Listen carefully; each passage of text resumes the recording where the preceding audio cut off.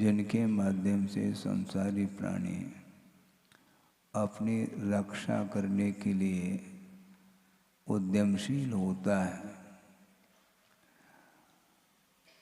किंतु कितने भी रक्षा के साधन आपके पास उपलब्ध हो, फिर भी वो सारे सारे साधन काम में नहीं आ सकते, क्योंकि ये सारे सारे बहिरंग साधन माने जाते हैं। अंतरंग साधन तो एक आयु कर्म होता है, जिसके बल से संसारी प्राणी जीवन जीता है।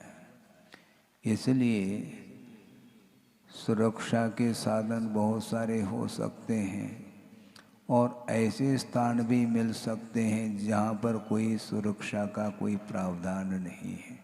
इसके उपरांत भी उसकी रक्षा हो सकती है। हाँ, क्योंकि अंतरंग जब तीव्र पुण्य कर्म का उदय रहता है तो वहाँ पर प्रतिकूलताएं कितने भी मिल जाएं, तब भी उसके माध्यम से उसका जीवन कभी भी समाप्त नहीं हो सकता, क्योंकि अंतरंग कारण महत्वपूर्ण माना जाता है। आयु कर्म 10 प्राण होते हैं, उसमें महत्वपूर्ण जो है आयु कर्म माना जाता है, जिसके कारण वह जीवन जीता है। पर्याय मिलने के उपरांत उस पर्याय में अवस्थित रखने का कार्य जो होता है वह आयु कर्म का कार्य माना जाता है। इसलिए देव और नरगति को छोड़ करके अन्य 2 गतियों में मरण जो होता है वह सकाल भी हो सकता है, होता है, और अकाल में भी मरण हो सकता है। इसमें कोई बाधा नहीं है कि वस्तुतः कर्मबंध कर लेता है संसारी प्राणी, किंतु उसको ज्ञात नहीं रहता है कि कितनी आयु को लेकर के पर्याय को प्राप्त किया है। वो कोई भी नहीं जान सकता। प्रत्यक्ष ज्ञान का विषय बनता है, परोक्ष ज्ञान का विषय नहीं बन सकता, क्योंकि कर्म वह सूक्ष्म है। अवधि ज्ञान के माध्यम से जाना जा सकता है कि इसकी कितनी आयु है, आदि आदि। जैसे पुराण ग्रंथों में भी यह पढ़ने को मिलता है। सुकमाल के बारे में भी सोचते हैं कितने दिन की आयु थी, 3 दिन की आयु थी। इस प्रकार अवधि ज्ञानी मुनि महाराज के माध्यम से ज्ञात हो जाता है, तो वह वैराग्य के लिए वह कारण बनता है। किंतु वर्तमान में किसी के पास अवधि ज्ञान है नहीं, मनपरे ज्ञान भी नहीं है, केवल ज्ञान तो बहुत दूर की बात है। तो मति ज्ञान श्रुति ज्ञान भी परिपूर्ण नहीं है। यद्यपि मति ज्ञान श्रुति ज्ञान ये दोनों परोक्ष है, परोक्ष होते हुए भी उसमें भी पूर्णतः क्षोभशम नहीं है। बहुत अल्प मात्रा में क्षोभशम होता है तो थोड़ा सा ज्ञान उसको हो जाता है। इसलिए जब आपको यह जानकारी नहीं है कि कितनी आयु है, और यह आगम के माध्यम से जानकारी तो आपको प्राप्त है कि मनुष्य और तिरंज गति में भिन्न भिन्न निमित्तों के माध्यम से अकाल में भी मरण संभव है। इसलिए अकाल से मरण को प्राप्त न हो, इस अपेक्षा से कुछ सुरक्षा के दृष्टि से प्रतिकूल वातावरण से उसको बचाया जा सकता है, और औषधोपचार आदि के माध्यम से भी रोग से उसको दूर रखा जा सकता है। किंतु जो श्रमण होते हैं, विशेष रूप से परिचय उपसर्ग आदि को सहन करने की क्षमता जिसके अंदर है, वो कभी भी उपचार आदि को स्वीकारते नहीं। रोग परिचय बहुत बड़ा परिचय माना जाता है। क्षुधा परिचय से भी भयानक यह परिचय माना जाता है। संभव है आपके पास 5 उपवास करने की, 10 उपवास करने की क्षमता हो सकती है, आप कर भी सकते हैं, किंतु रोग यदि आ जाए तो फिर देखो क्या स्थिति बनती है। एक दिन भी निकालना बहुत कठिन होता है। 10 दिन का वह उपवास आपके लिए अखरेगा नहीं, किंतु एक दिन 2 दिन में यदि मान लो 104, 5 डिग्री, 6 डिग्री बुखार आदि आ जाए और कोई भी भयानक व्याधि हो जाए, उसको वह सहा नहीं जाता, असह्य हो जाता है, इसलिए उसका उपचार आदि भी वह कर लेता है। किंतु ऐसे भी मुनि महाराज होते हैं श्रमण, जिन्हें रिद्धि प्राप्त हैं, औषध रिद्धि, इसके बाद भी वो अपने रोग को दूर करने के लिए उसका प्रयोग नहीं करते। रिद्धि प्राप्त होने के उपरांत भी जो पूर्व का बंधा हुआ जो पाप कर्म है, जो विशिष्ट अनुभव को लेकर के है, उसका उदय हो जाए तो वह सहन करते रहेंगे, किंतु औषध रिद्धि का वो प्रयोग नहीं करते हैं। कितना साहस होगा उनके अंदर।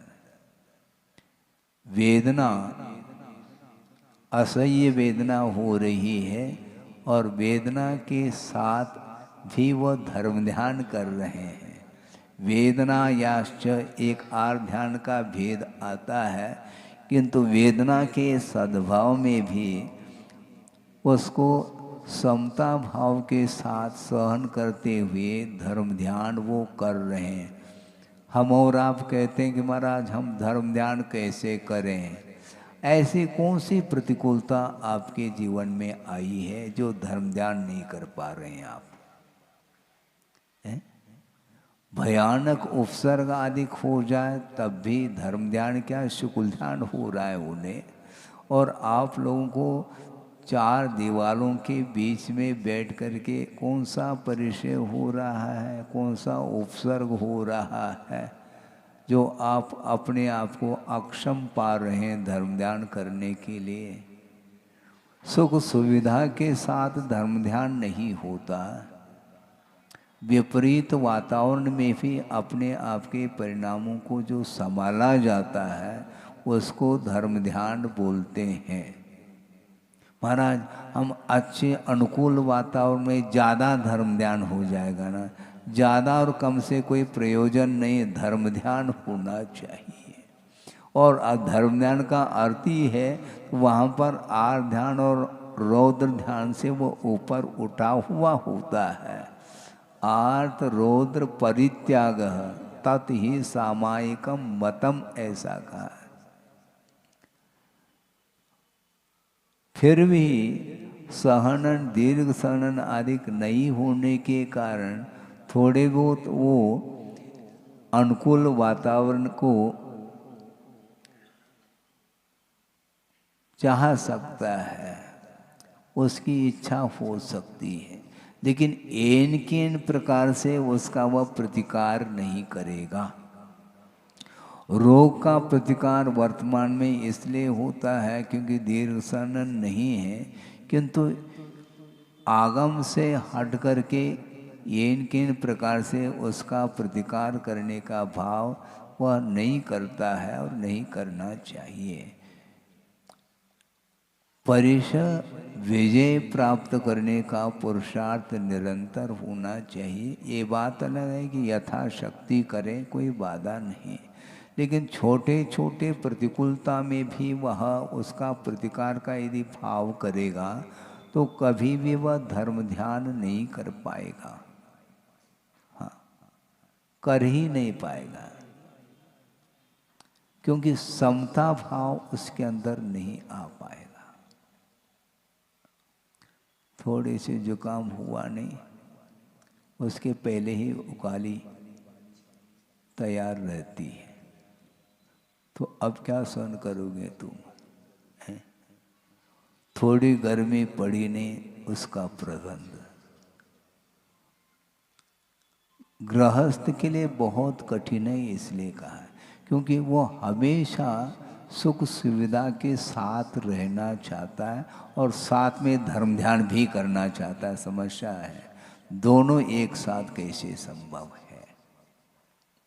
बल्कि कल परसों भी ये बात कही थी, जितनी अनुकूलता होगी उस अनुकूल वातावरण में धर्म ध्यान करने के लिए वैराग्य चाहिए, नहीं है तो उसमें वह सो जाता है। अनुकूलता में कभी भी धर्म ध्यान बनता नहीं है, इसलिए थोड़ी बहुत प्रतिकूलता ही हमारे लिए इष्ट है, ताकि कम से कम धर्म ध्यान तो कर सकें।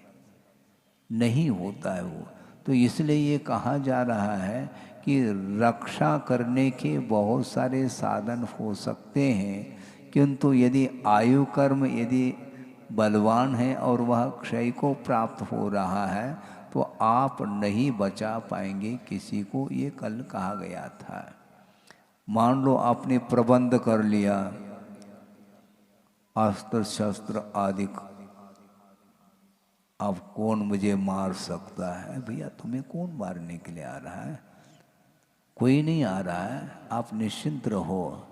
इतने प्रबंध करने की आवश्यकता भी नहीं, और इतने प्रबंध करने के उपरांत भी यदि आयु कर्म अंत होने को है तो कोई नहीं बचा पाएगा फिर। इसलिए वर्तमान में अर्थात संसार दशा में संसारी प्राणी का जीवन जो चल रहा है वह पराधीन है। कभी भी बिजली गोल हो सकती है, उसी प्रकार कभी भी वह जीवन का अंत हो सकता है। इसका कोई भी तारीख निश्चित नहीं है, कोई तिथि निश्चित नहीं है। हाँ, कि अमुक तिथि के दिन हमारा अवसान होने वाला है, कोई ज्ञान थोड़ी है अपने को। कोई ज्योतिषज्ञ हो तो बात अलग है, निमित्त ज्ञान के माध्यम से थोड़े बहुत जानकारी रख सकता है।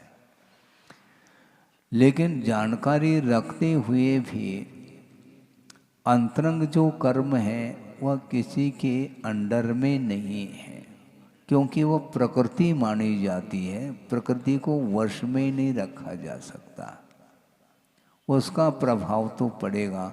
तो ऐसी स्थिति में अपने को इन सारी बातों को जानते हुए धैर्य के साथ प्रतिकार का भाव नहीं करते हुए धर्म ध्यान करने के लिए कहा जा रहा है। इसके उपरांत भी इस प्रकार की स्थिति को समझते हुए भी जो अन्यान्य देवी देवताओं के शरण में जाता है वह किसके कारण जाता है, ये इस अगली कारिका में स्पष्ट कर रहे हैं। एवं पेछंतो विहु गह भूय पिसाय जोइणी जखम शरणम मन्नय मूढ़ो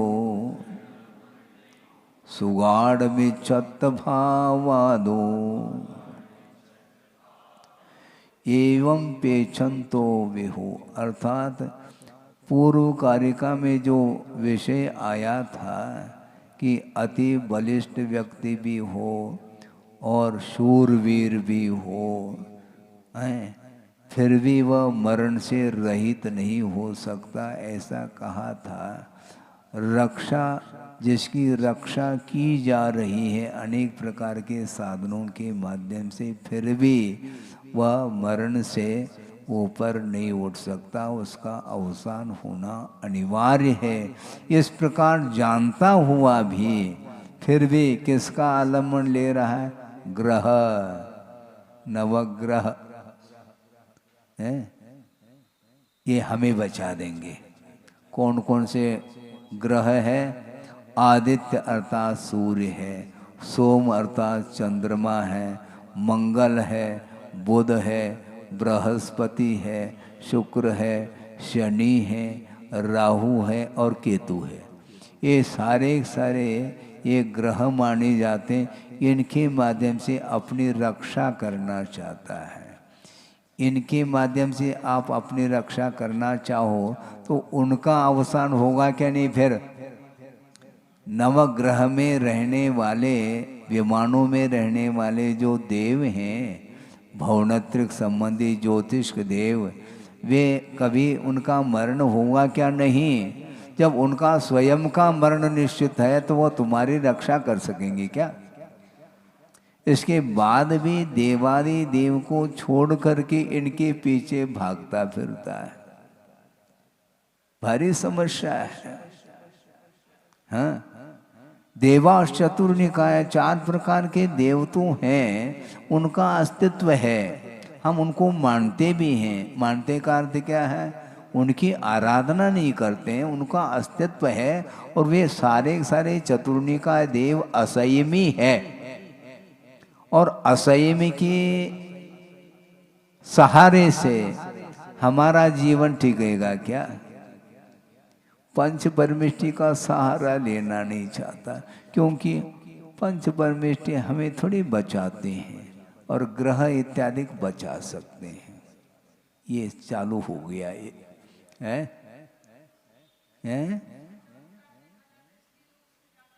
हाँ ठीक है ना। अब आजकल की बात थोड़ी अनंतकालीन है, परंपरा चल रही है, उसको कौन रोकने वाला? भूत अर्थात व्यंतरादिक देव, किन्नर, किम पुरुष, मोहरग, गंधर्व, यक्ष आ गए। देखो यक्ष आ गए तो यक्षिणी भी आ गई, देव है तो देवांगना भी है ना। ये सारे सारे हमारी रक्षा करते हैं। इस प्रकार वह भाव रखता है, किसके कारण? सुघाड़ विच्छत भावादो, मिथ्यात्व का जो भाव है वह प्रगाढ़ता को प्राप्त है, उसके कारण ही इस प्रकार इन सरागी देवी देवताओं के शरण चला जाता है संसारी प्राणी। पिशाच है, उसी का एक भेद है। और भी योगिनी, लौकिक जो अनेक प्रकार के योग साधना करने वाले, और वो कौन हो सकते हैं? कोई भी हो सकता है। बहुत सारे नाम गिनाए हैं, उससे हमें कोई प्रयोजन नहीं है, किंतु उनके शरण चला जाता है संसारी प्राणी। ये मिथ्यात्व का परिणाम है, ऐसा कहा है। इस प्रकार जानता हुआ भी जिसको ज्ञान नहीं है वह इस प्रकार के अनेक प्रकार के देवी देवताओं के आलम्बन ले लेता है, तो वह अलग विषय है। जानता हुआ भी वह मिथ्यात्व का ऐसा परिणाम है, प्रभाव है, कि वह छोड़ना नहीं चाहता है।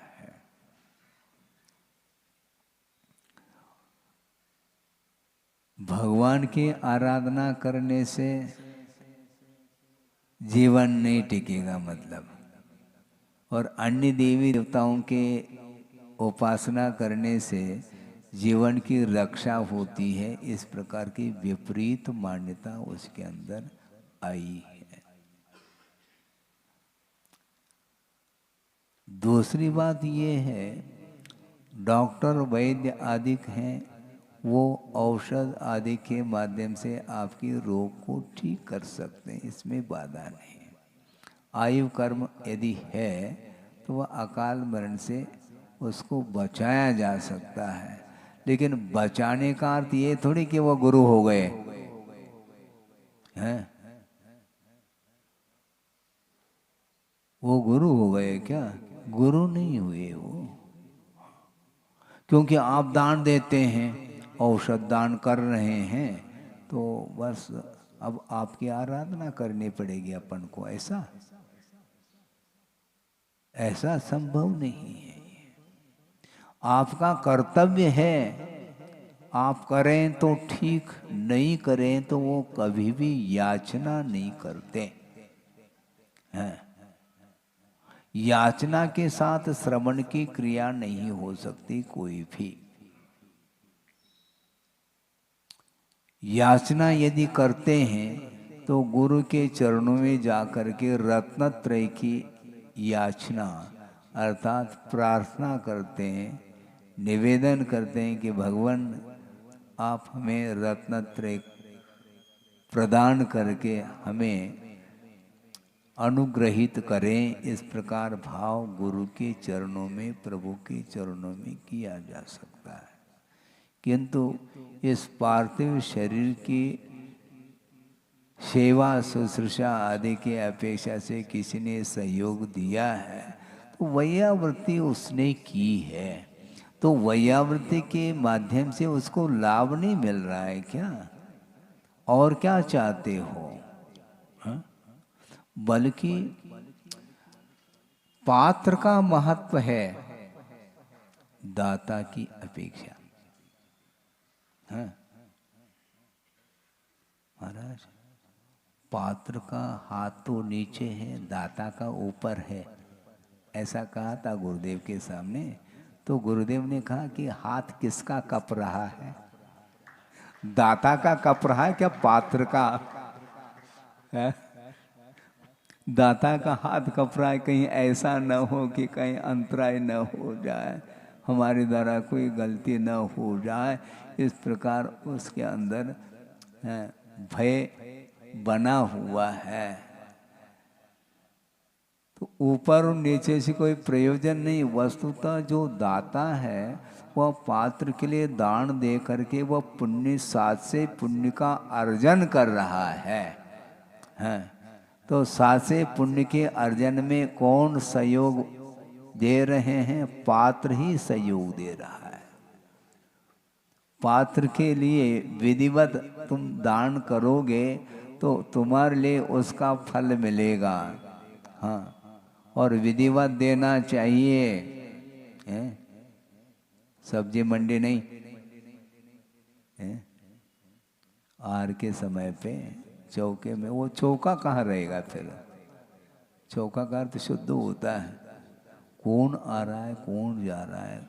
ये बहुत इसमें कई बार कहने के उपरांत भी उसमें सुधार नहीं हो रहा है। हाँ, और उसी समय सारे सारे रिलेशन, महाराज ये हमारे ये चाचा है, ये चाची है, हमने सोचा कि पापा है क्या? नहीं, सारे सारे चाचा ही हो गए हैं।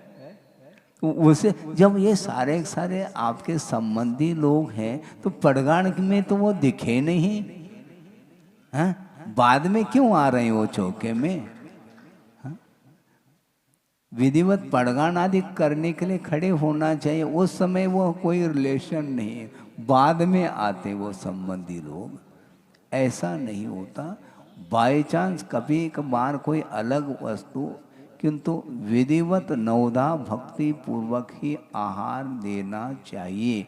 उसके माध्यम से जो पुण्य का संचय होता है वह अलग ही क्वालिटी का होता है। दाता के भी 7 गुण होते हैं, उसमें सत्य को भी रखा है, क्षमा को भी रखा है, संतोष को भी रखा है। भले ही नाम संतोष हो उनका, लेकिन संतोष गुण होना चाहिए है। संतोष गुण होना चाहिए।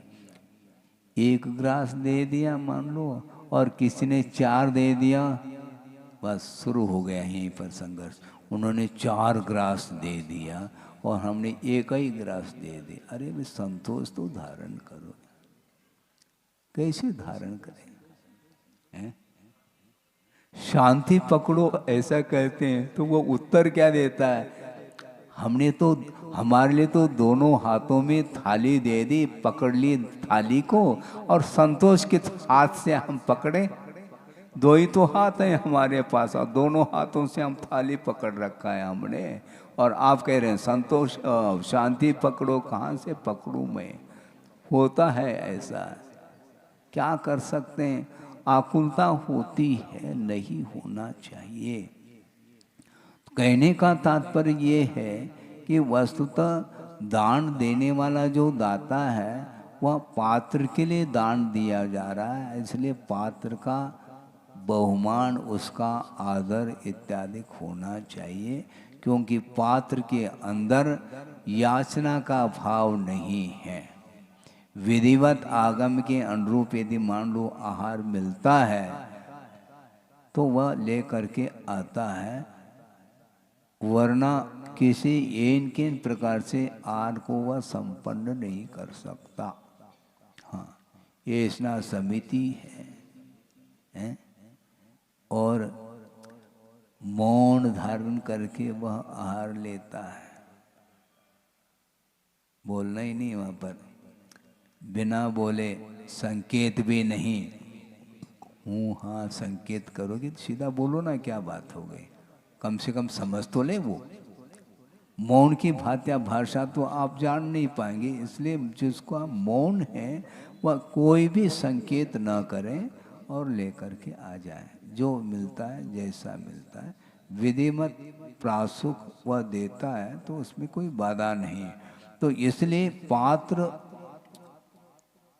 के लिए वह दान दे रहा है, और दूसरी बात उसके लिए, पात्र के लिए दे रहा है तो केवल पात्र के लिए सब कुछ मिल रहा है ऐसा नहीं, उस दान के माध्यम से रत्नत्रय की आराधना वह करता है, श्रवण, इसलिए सम्यक ज्ञान आदि की अभिवृद्धि होती है उस दान के माध्यम से। यह पात्र के लिए लाभ हुआ, और दाता के लिए जो है वह पुण्य का अर्जय संचन, पुण्य का संचय करता है, लेकिन भावों के ऊपर ही निर्धारित है।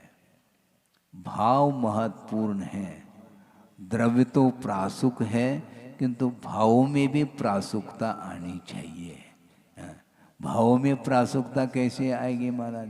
परिणाम उज्जवल रखना चाहिए, ईर्ष्या अधिक नहीं करना चाहिए, अनादर के साथ नहीं देना चाहिए, प्रफुल्लित मन हो करके वह देता है तो उसके माध्यम से वह पुण्य का संचय करता है। तो इसलिए आचार्य ये कहना चाह रहे हैं कि वस्तुतः दान के माध्यम से आयु कर्म की भी रक्षा हो रही है। तो आयु कर्म की रक्षा का अर्थ इतना ही है कि आयु कर्म की उदीर्णा रुक जाएगी। आहार यदि नहीं लेंगे तो आयु कर्म की उदीर्णा होगी और अकाल में मरण हो सकता है, ये इसका आशय है। इसलिए इस प्रकार जानता हुआ भी वो अन्यान्य देवी देवताओं की उपासना करने का भाव रखता है, तो ये केवल मिथ्यात्व का ही एक परिणाम है, ऐसा कहा जा रहा है।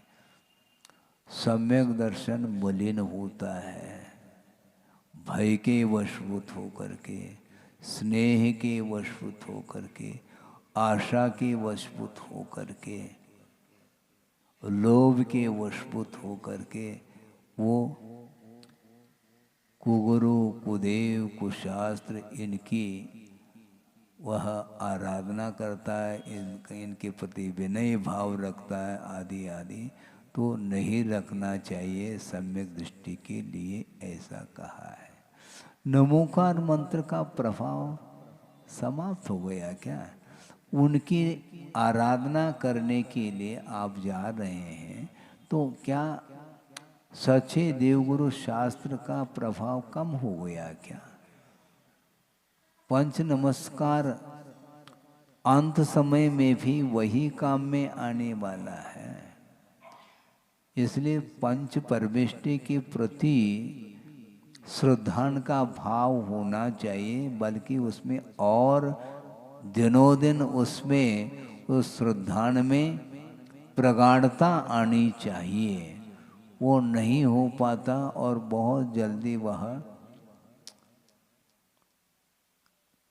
वैनिक मिथ्यात्व एक आता है। कल बात करी थी 4-5 प्रकार के मिथ्यात्व। वैनिक मिथ्यात्व का अर्थ यही है, दोनों तरफ वह हाथ रख रहा है। सच्चे देवगुरु शास्त्र के पास भी जाकर के नमन का भाव रखता है, और अन्य देवी देवताओं के प्रति वहाँ पर जाकर के भी वह पूजन अर्चन का भाव रखता है। तो ये विनय दोनों तरफ कर रहा है, इसको वैनिक मिथ्यात्व कहा है। दोनों तरफ इसलिए कर रहा है कि इसमें उधर चले जाएं, इधर चले जाएं, कहीं भी चले जाएं तो हमारा काम होना चाहिए।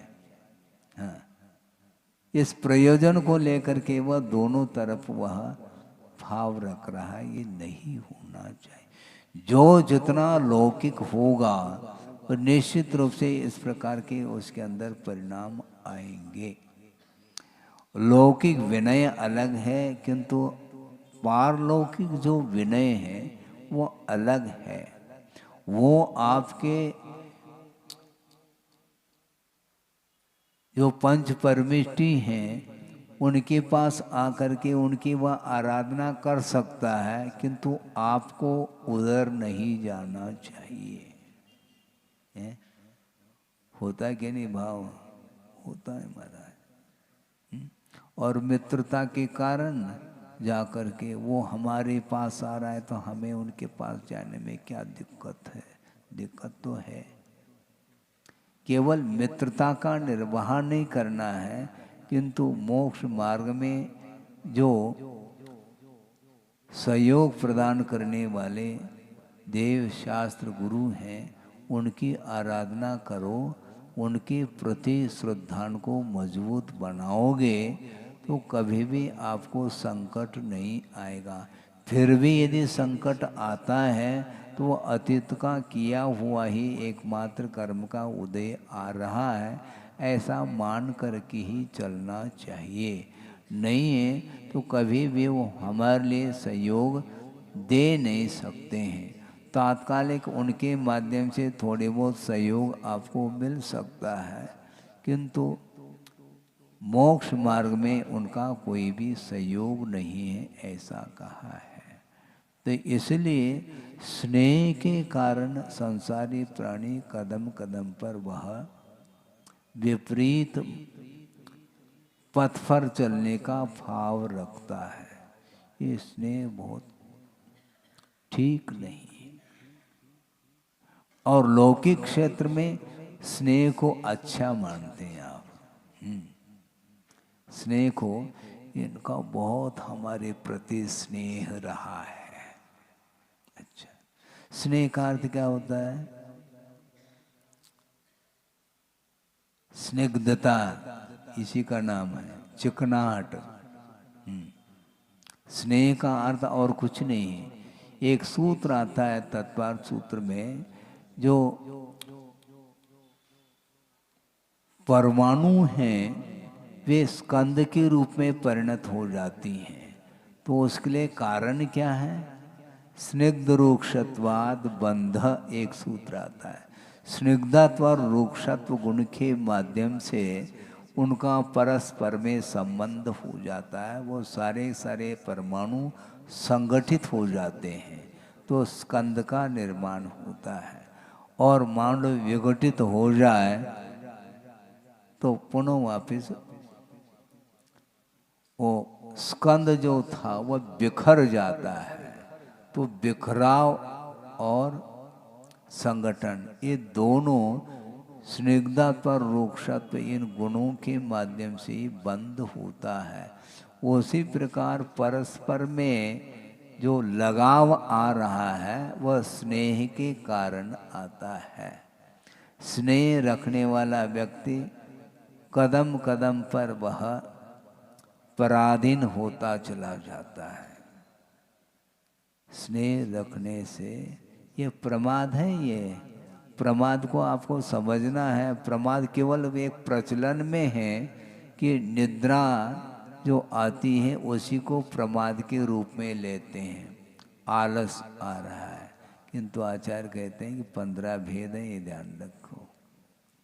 कषाय को भी प्रमाद कहा है। 4 कषाय, 4 विखता है, 5 इंद्रिय के विषय, निद्रा और स्नेह, ये 15 प्रमाद है। सोचो, क्रोध कर रहा है वह भी प्रमाद है। मान, माया और लोभ, ये सब प्रमाद के अंतर्गत आते हैं। और प्रमाद का स्वरूप ही स्पष्ट किया है आचार्यों ने कि कुशलेषु अनादरः प्रमादः। धार्मिक कार्यों में अनादर का भाव रखना, उत्साहित नहीं होना, यह प्रमाद माना गया है। किसमें आदर भाव रखता है? अपना प्रयोजन जिसके माध्यम से सिद्ध होता है उसके प्रति वह आदर भाव रखता है, उसका पक्ष लेता है। भगवान का पक्ष नहीं लेता, गुरु का पक्ष नहीं लेता, किंतु हमारा प्रयोजन सिद्ध होना चाहिए। जिससे सिद्ध हो जाए उनके प्रति वह झुकाव रखता है। झुका रहा अपना माथा, कहाँ पर झुकाना चाहिए ज्ञात ही नहीं उसको है। सच्चे देव गुरु शास्त्र के चरणों में उसको झुकना चाहिए, नतमस्तक का भाव होना चाहिए, किंतु नहीं है। क्योंकि भीतर कुछ ऐसे उद्देश्य रहते हैं, उस उद्देश्य की पूर्ति जहाँ पर होती है, चाहे वह अवगुणी हो, चाहे वह असंयमी हो, कोई भी हो, उसकी प्रशंसा करने के लिए वह तत्पर हो जाता है। उसके द्वारा हमें मिल रहा है। छोटा बालक भी हो तो दद्दा बोलता है वो, क्योंकि उससे वो फूल जाता है इसलिए, और वो इसलिए फुलाता है, उसके माध्यम से नोट आएंगे ना। नोट और वोट का जमाना है, सीधी सीधी बात है। हाँ, वोट इसलिए देता है उसके माध्यम से हमारा कोई न कोई कार्य सध जाए, ये भाव है उसके अंदर।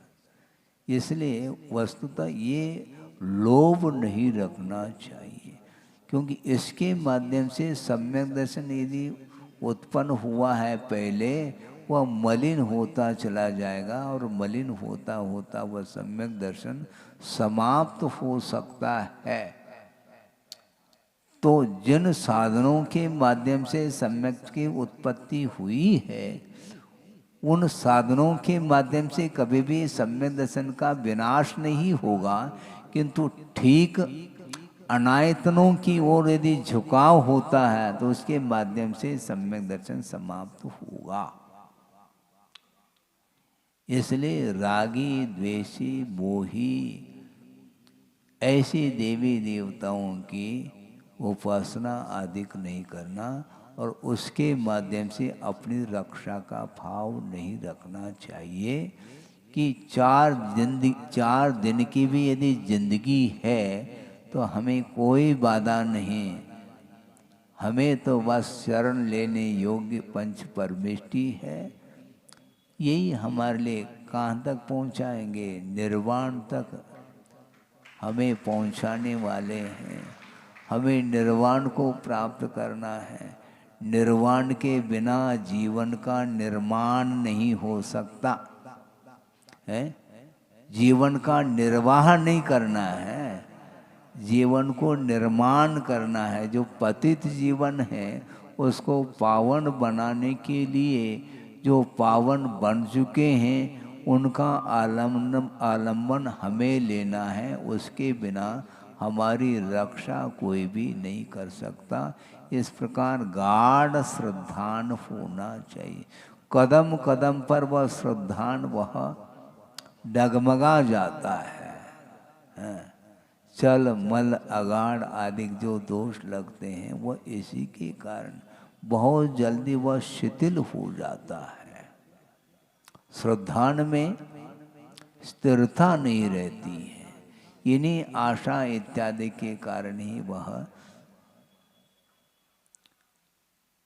जिसको पुरुषार्थ के माध्यम से प्राप्त किया है उसका महत्व नहीं आंक पा रहा है।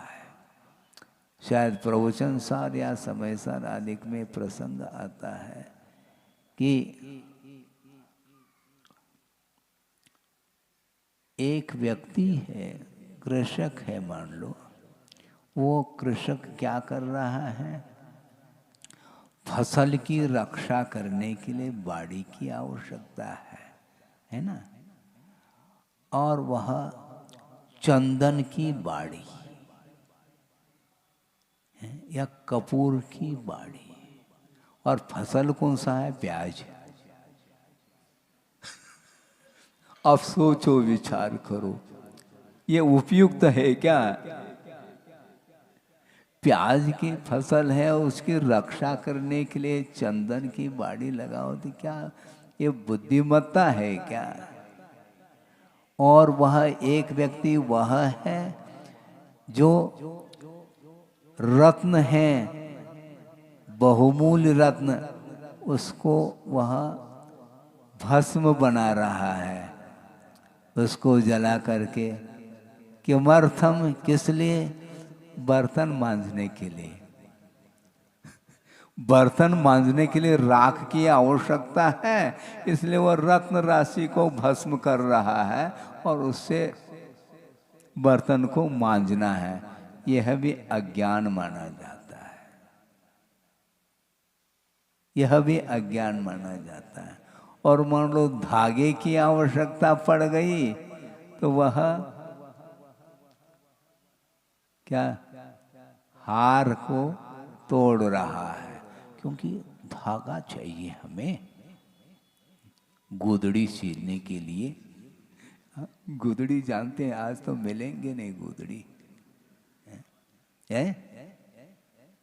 सीने के लिए, सिलाई के लिए धागा चाहिए, और बाजार में धागा नहीं मिल रहा है उसको, और वह हार को तोड़ रहा है। ये सारे सारे जो है ना अज्ञान के परिणाम माने जाते हैं। उसी प्रकार रत्नत्रय को धारण करने के उपरांत भी वह पंचेंद्र के विषय संबंधी सुख को प्राप्त करने के लिए वह रत्नत्रय को भी वह धूमिल करता है। ये आगम में लिखा है, पढ़ लीजिए आप, शायद प्रवचन सार में या समय सार में ये प्रसंग, टीका में प्रसंग आया है। हाँ बिल्कुल यही करता है, वो यही करता है। घानी में पेल दो, वो उफ नहीं करता है, किंतु रत्नत्रय की आराधना फिर भी उसके द्वारा नहीं हो रही है। वो क्या चाह रहा है महाराज? वही चाह रहा है जिसको छोड़ा है, जिसको छोड़ा है उसी को चाह रहा है वो। ये अज्ञान नहीं है क्या? ये निदान माना जाता है। निदान के माध्यम से सम्यक दर्शन की विराधना होती है, स्पष्ट है। निदान बंदेन सम्यक विराधनाम कृत्वा तत्र उत्पद्यते, वहाँ पर उत्पन्न हो जाता है। ग्रैवेक में चला जा रहा है, भवनत्रिक आदिक में उत्पन्न हो रहा है। क्यों? निदान के भोगों की आकांक्षा इसको प्रतिपल सता रही है, तृष्णा जिसको बोलते हैं, उसके कारण वह बहुमूल्य वस्तु का मूल्यांकन नहीं कर पा रहा है। ये बहुमूल्य वस्तु, ये इसकी उपयोगिता किसमें होगी इसका उसको भान ही नहीं है, इसलिए इस प्रकार दुरुपयोग करता है। ये जो पर्याय मिली है इसका उपयोग करने के लिए बुद्धि चाहिए, और बुद्धि काम नहीं कर रही है। मोक्ष मार्ग में जिसकी बुद्धि काम कर रही है वो बहुत होनहार वह जीव है, ऐसा मानना पड़ेगा। हाँ, और लौकिक क्षेत्र में बुद्धि काम करती है उसकी, इसलिए उधर चला जा रहा है। उसके माध्यम से भौतिक पदार्थों का वह लाभ चाहता है, जबकि उसका वह लाभ वह पतन के लिए कारण है, ये ज्ञान नहीं हो पा रहा। बड़े बड़े जो कॉलेज यूनिवर्सिटीज आदि हैं उनमें परमार्थ संबंधी कोई भी ज्ञान नहीं दिया जाता, केवल भौतिक वस्तुओं के उत्पादन आदि के अपेक्षा से ज्ञान वहाँ पर मिल जाता है।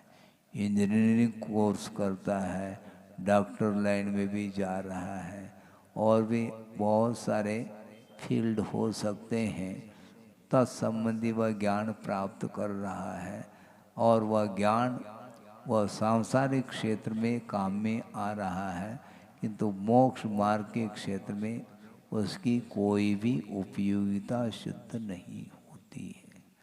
आप अपने बच्चों को भेजते हैं, क्या वो केवल ज्ञान प्राप्त करके आ रहे हैं क्या?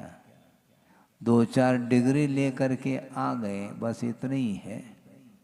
उन डिग्रियों से क्या प्रयोजन है? हाँ, प्रसिद्धि पाने के लिए वो कर लेता है। आचार्य कहते हैं प्रसिद्धि की हमें कोई आवश्यकता नहीं, हमें तो सिद्धि की आवश्यकता है। हमें सिद्धत्व पद मिल जाए, हैं, उससे बढ़ करके और कोई भी पद नहीं। मोक्ष फल प्राप्त, ये कई लोग प्राप्ताय बोलते हैं, वो ठीक नहीं है।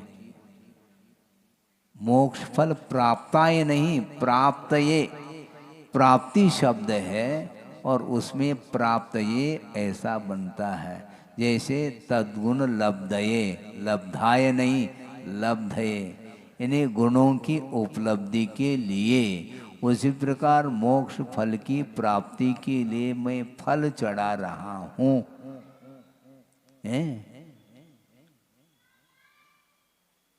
फल उठाना नहीं, एक बार चढ़ाया है, नहीं चढ़ाया, वस्तुतः इस मस्तक को चढ़ाओ, जहां कहीं भी नहीं चढ़ाओ। हैं? ये जो मस्तिष्क है ये श्रद्धा, इसीलिए कह रहे हैं अनेक प्रकार के ग्रह है, भूत है, पिशाच है, यक्ष है, यक्षिणी आदि आदि, इनके चरणों में माथा रखना संसार को बढ़ाना है। इसलिए सोच विचार करके इस मस्तिष्क को समर्पित करो सच्चे देव गुरु शास्त्र के, उनके समीप जा करके इस मस्तक को समर्पित करना, फिर उठाना नहीं। अर्थात एक बार श्रद्धान कर लिया, अब अन्यत्र शरण जाने की कोई आवश्यकता नहीं। किंतु संसारी प्राणी रागी द्वेषी मोही होने के कारण, अज्ञान होने के कारण वह नहीं आलम्बन लेने योग्य पदार्थ का भी आलम्बन ले लेता है और उसके माध्यम से अपने संसार को बढ़ाता है। हमें संसार को बढ़ाना नहीं है, ये इसका तात्पर्य है। इसलिए स्नेह के वशभूत होकर के वह अपने जीवन को वह पतन की ओर ले जाता है। इसलिए ये अशरण भावना के प्रसंग में यह विषय आया। जानते हुए भी वह अनजान बन बैठा है। वह ज्ञान किस काम का? जान भी रहा है फिर भी उसकी जान चली जा रही है। वह जान भी रहा है और उसकी जान जा रही है। वह जानलेवा है। वो ज्ञान किस काम का है? उसका क्या महत्व है? उसके माध्यम से कौन सी प्रभावना होने वाली है? कोई प्रभावना नहीं होती। इसलिए आप लोग स्वाध्यायशील हैं, स्वाध्याय करें आगम का, किंतु सही सही वस्तु तत्व का प्ररूपण करने वाला जो आगम है उसी का पठन पाठन होना चाहिए। अपने प्रयोजन को सिद्ध करने के लिए कोई भी आगम में यदि मान लो फेर फार किया जाता है तो उसको कभी भी नहीं पढ़ना चाहिए। हाँ, कभी भी नहीं पढ़ना चाहिए। उसके संस्कार विपरीत होते चले जाते हैं। खुंद खुंद स्वामी ने क्या लिखा है और क्या अर्थ निकाला जा रहा है, बहुत कठिन काम है ये। और समय मिलने पर और इस विषय को खोला जा सकता है। आपका समय हो चुका है, 9:30 बज चुके हैं। इतना ही पर्याप्त समझता हूँ कि यह अशरण भावना को निरंतर भाते रहिए। शरण लेने योग्य कोई भी नहीं, बल्कि पशु भी तिरंज होकर के भी सच्चे देवगुरु शास्त्र के प्रति ही समर्पण भाव रखते हैं। और अपन लोग तो मानव हैं, तो मनुष्यत्व, उसकी सफलता, उसकी सार्थकता सिद्ध करो। अपने लौकिक प्रयोजन को सिद्ध करने के लिए जहाँ कहीं भी जा कर के हम सहारा लेते हैं, वह सहारा ठीक नहीं। सहारा चैनल चल रहा है, उसकी क्या आवश्यकता हमारे लिए। हमारे लिए प्रभु, गुरु और शास्त्र, इनका सहारा हमें लेना है। हमें एक भी अक्षर यदि मिल जाता है, वह पर्याप्त है, वह श्रेष्ठ है। किंतु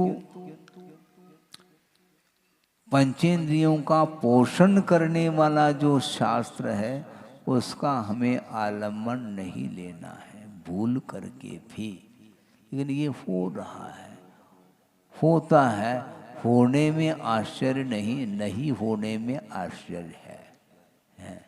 संसार में ये सब चलता चला जाएगा। बहुत सारे मार्ग हैं, मार्ग एक थोड़े ही। कल परसों भी हमने कहा था, मोक्ष मार्ग तो एक है, संसार के मार्ग अनेक हैं। जहाँ तुम्हें जाना तुम्हारी इच्छा है, एज यू लाइक, ऐसा कहा। आपकी इच्छा के ऊपर, हमारी इच्छा, भगवान की इच्छा के ऊपर नहीं चलता संसार। संसार तो अपनी इच्छा के ऊपर ही चलता है। और भगवान चाहते भी नहीं आपसे कुछ भी। वो क्या चाहेंगे? और आपसे मिलने वाला भी क्या है उन्हें? क्यों उन्होंने जो भी था उनके पास, उन्होंने सब छोड़ दिया है, और हम बटोरने में लगे हैं। उन्होंने जो छोड़ा है उसको हम बटोर रहे हैं। बटोरो नहीं, पंच आश्चर्य हो गया है, हम बटोरने में लगे। रत्न को बटोरते हैं भैया, रत्न त्रय को बटोरो, बहुत कठिन है वो। वो खेल नहीं है, ये बहुत दुर्लभतम वस्तु है। मनुष्य पर्याय मिलने के उपरांत भी सारे मोक्ष मार्ग की योग्य साधन सामग्री मिलने के उपरांत भी उसका उपयोग मोक्ष मार्ग में कौन करता है? बहुत वह बड़भागी माना जाता है, उसके बिना संभव नहीं है। इसलिए शरण लेने योग्य हमारे लिए अन्य देवी देवताएं जो सरागी हैं, वो किसी भी प्रकार से हमारे लिए शरण लेने योग्य नहीं है। उनका अस्तित्व है क्या? नहीं, अस्तित्व तो है उनका, क्यों नहीं है? जब एक इंद्रिय का अस्तित्व है तो उनका भी अस्तित्व है। उनका हमें अवर्णवाद भी नहीं करना है, किंतु उनका जैसा स्वरूप है उसको उसी रूप में स्वीकारना चाहिए। क्योंकि चारों प्रकार के देव असंयमी होते हैं, तो हमें असंयमी के शरण नहीं लेना। जो वीतरागी देव होते हैं उनके शरण में जा कर के आत्म कल्याण करना है। यही एकमात्र उद्देश्य रहना चाहिए। बोधि समाधि परिणाम शुद्धि स्वात्मोपलब्धि शिव शोक सिद्धि चिंतामणिम चिंतित वस्तुदाने वाम वंदमानस्य ममास्तु देवी। परम पूज्य आचार्य गुरुवर श्री विद्यासागर मुनि महाराज की जय।